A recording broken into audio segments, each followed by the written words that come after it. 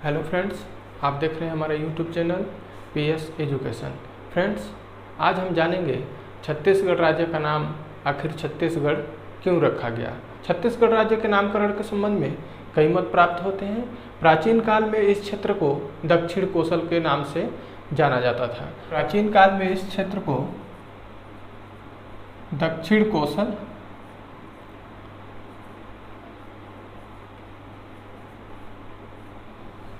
दक्षिण कोसल के नाम से जाना जाता था। इसका उल्लेख रामायण और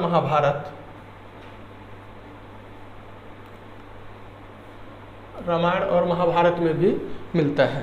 तो फ्रेंड्स, देखते हैं कि जो प्राचीन काल में इसको दक्षिण कोसल कहा जाता था, तो इसका रामायण में किस प्रकार से इसको उल्लेखित किया गया है। महर्षि वाल्मीकि द्वारा रचित महाकाव्य रामायण के अनुसार इस क्षेत्र को दक्षिण कोसल कहा जाता था। रामायण के अनुसार कोसल राज्य के दो भाग थे, उत्तरी कोसल और दक्षिणी कोसल।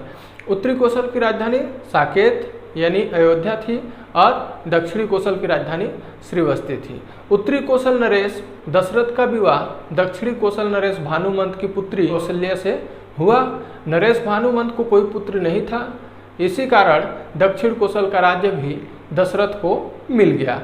रामायण के अनुसार राम ने 14 वर्ष के वनवास काल के दौरान छत्तीसगढ़ राज्य के आसपास के क्षेत्रों में अधिकांश समय बिताया है। रामायण के अनुसार दंडकारण्य प्रदेश में अधिकांश समय भगवान राम ने वनवास काल के दौरान बिताया है, यानी बस्तर के आसपास क्षेत्र।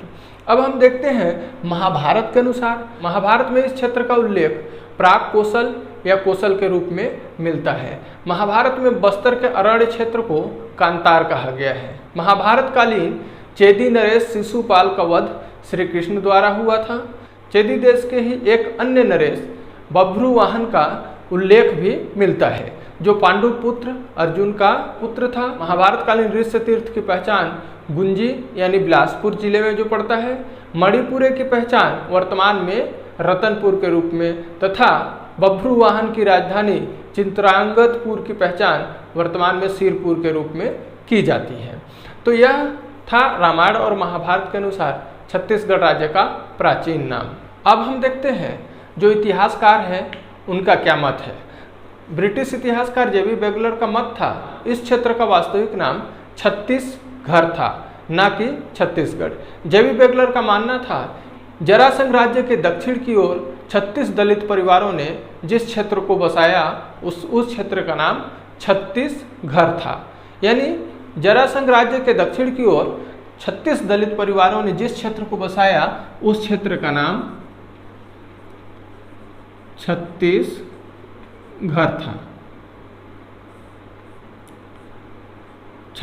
था।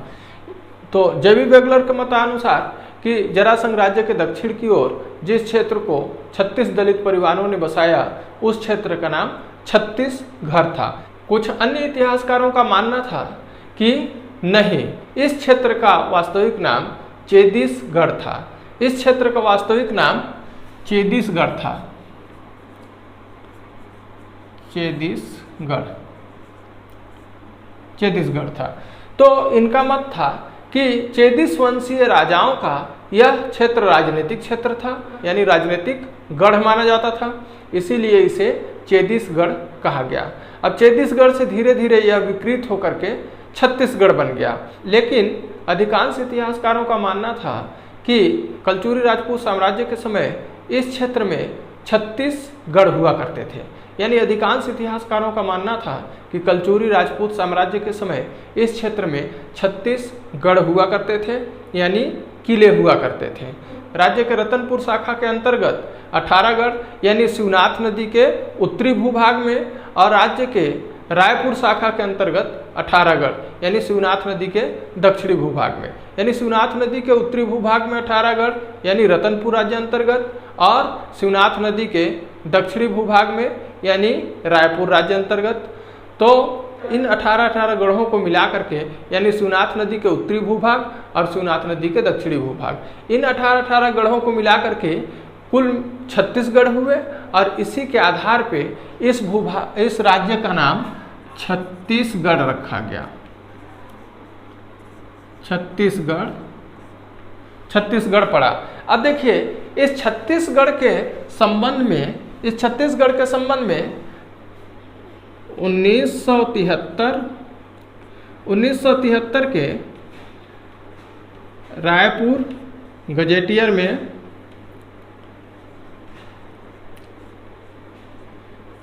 गजेटियर में इन गढ़ों की स्थिति जो छत्तीसगढ़ थे वह बताई गई है। यानी 1973 के रायपुर गजेटियर में इन गढ़ों की स्थिति बताई गई है। उसके अनुसार रतनपुर शाखा के अंतर्गत 18 गढ़ थे, यानी शिवनाथ नदी के उत्तर की ओर, और रायपुर शाखा के अंतर्गत 18 गढ़ थे, यानी शिवनाथ नदी के दक्षिण की ओर। इन्हीं गढ़ों के आधार पर छत्तीसगढ़ राज्य का नाम छत्तीसगढ़ पड़ा और यह सर्वमान्य भी हुआ। मराठा शासनकाल में नागपुर के भोसले साम्राज्य के अंतर्गत छत्तीसगढ़ नाम को ज़्यादा प्रसिद्धि मिला, यानी मराठों ने छत्तीसगढ़ नाम को ज़्यादा प्रसिद्ध किया और मराठों ने रायपुर और रतनपुर शाखा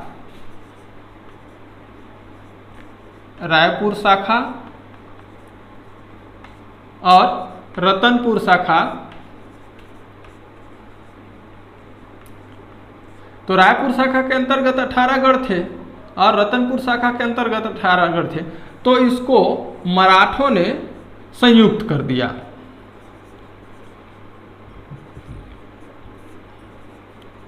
मराठों